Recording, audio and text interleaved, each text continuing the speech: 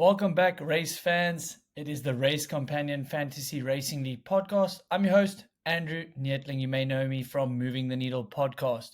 What are we previewing this week? So exciting. We are heading to a brand new venue for downhill, Thuile in Italy. It's in the Valle d'Aosta region. It's a high alpine ski town in the northwest of Italy that's nestled in the Alps on the Italian-French border. Stone's throw away from Chamonix in France and Mont Blanc. The town's 1,450-meter elevation guarantees amazing views and surrounding mountain range down into the valley below. Now, what does that mean? These races are going to be at altitude from the get-go. The race starts at over 2,000 meters of elevation. This beautiful valley has hosted many an enduro race and has some of the best terrain for mountain biking. We thus have no data to go off on previous winners or who may excel. So that's going to make for a very exciting and challenging fantasy league this week, isn't it? Not to mention the track is going to be one of the steepest tracks that we've had in this modern era of downhill. We'll get to that a little bit later. Now, what are some notables you may want to take note of? Well, one of the biggest names in downhill, Amir Perron, he is out with a broken collarbone from Val de Sol, as is Anna Newkirk in the ladies' field with a hand injury. So you do not want to pick those. So make sure you adjust that. Miriam Nicole is a big question mark in the ladies' field. That's a bummer because she would have excelled on this terrain, but I have a sneaky feeling she's not going to race. But don't take my word for it.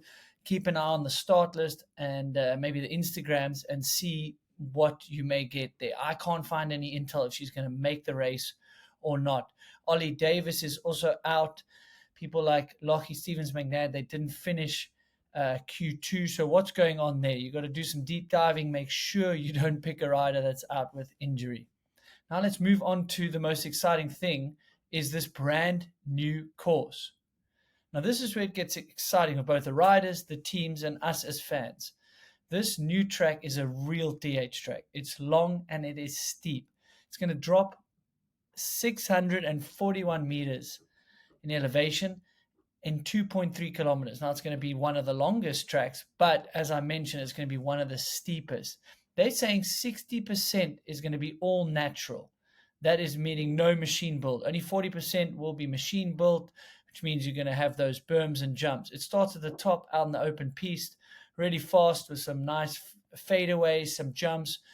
Loic Bruni, Loris Verger, they've dropped a sort of video on helping sort of make the course, give them adjustments. So I have a sneaky feeling this is going to be one of the best tracks in a long time. But routes will get exposed. And they're talking about even when it rains, the terrain is pretty grippy. I've raced there back in the day for Enduro. And yes, it can rain. There are thunderstorms that can roll in. But they're saying it's not going to just fall apart like other tracks in the Alps. So that's going to be interesting with lines that develop. There's probably going to be, because it's so steep, it often just is one line in those steep areas. But then you get a few riders that throw in those creative lines. So it's going to be cool to see that. Who are we going to pick? I mean, you're asking for top three predictions. It's pretty hard to look past Jackson Goldson. He's on a tear. You know, this has not been done since Danny Hart won those few races in a row. I mean, how do you look past him? It's steep. It's technical.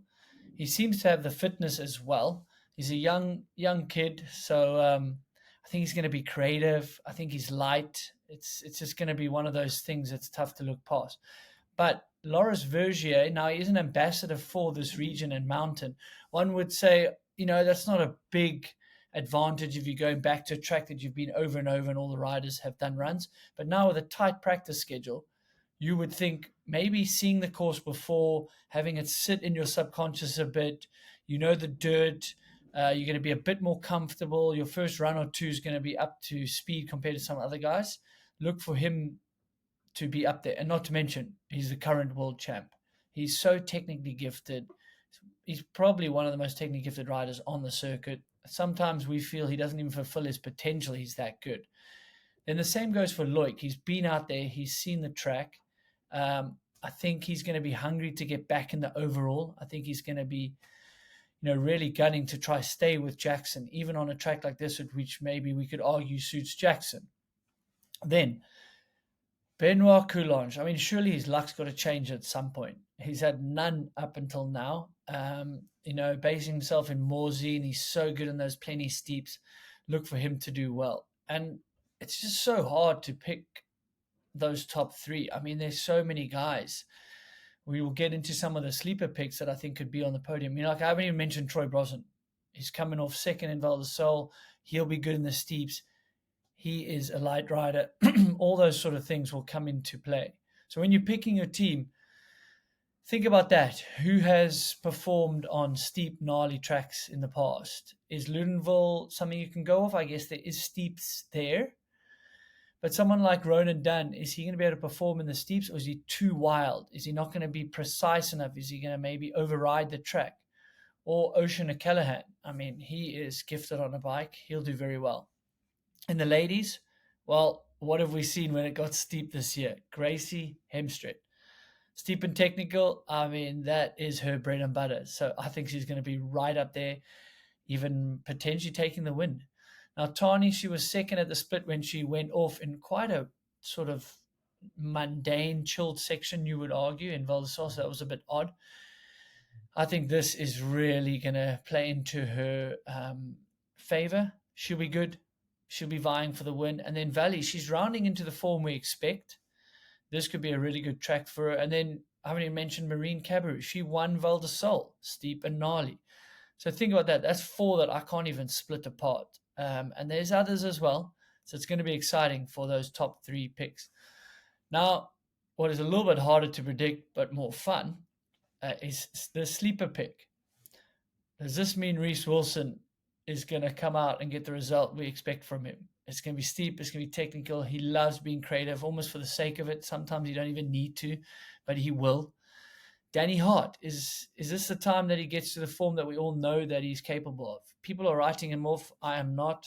I think when it gets steep and, they're talking about some of the bike sort of setup things that they're finding challenges with. Maybe when it's steep, you don't even have to worry about that. You just go back to your raw riding style. He'll be good. Let's hope he'll be good. Dylan Maples. Why don't we throw Dylan Maples into the mix? Coming off an epic ride at Val di Sole. It's steep. It's gnarly. Got a lot of respect for his riding capabilities. And then Antoine Perron. So Umri's out. But Antoine's been having a really good season so far, and he might as well have thrown himself on the podium if it wasn't for that unlucky flat in Val di Sole. Now you want to hear some real sleepers. What about the Italians? We're still in Italy. David Palazzari, Loris Revellier, those type of guys, those will be good buys for you. So to look for all the Italians to do well, I think. They'll be jazzed. Maybe they have snuck some runs on the track as well. I can't speak to that. Then in the ladies, Monica Hosnick. I mean, she just came off second at Val di Sole. She's a light rider. She does well in the steeps. I think it'll be silly not to sneak her on your team. And then Camille Belange. We haven't seen, the race-winning form that we expect from her. But I think she's just slowly building. She's very experienced with this sort of thing. And these steep tracks could play well into her favor. Guys, thanks for tuning in. We need to check into the current standings. So number one is, I do it every time. Slong Q, 4,268 points. Sketchy Sketch, you're in second. Baggy in third. Darren Wilcox in fifth. And Wardy 190, you're in fifth. Now, guys, don't forget, there's still time to head to theracecompanion.com to set your teams, play for prizes in the Global League, or even create a league with your mates just for fun. If you enjoyed this content, make sure you check the way deeper dive I do on Moving the Needle podcast. You can see it on YouTube and audio platforms. So thanks so much for playing. Till the next one, peace.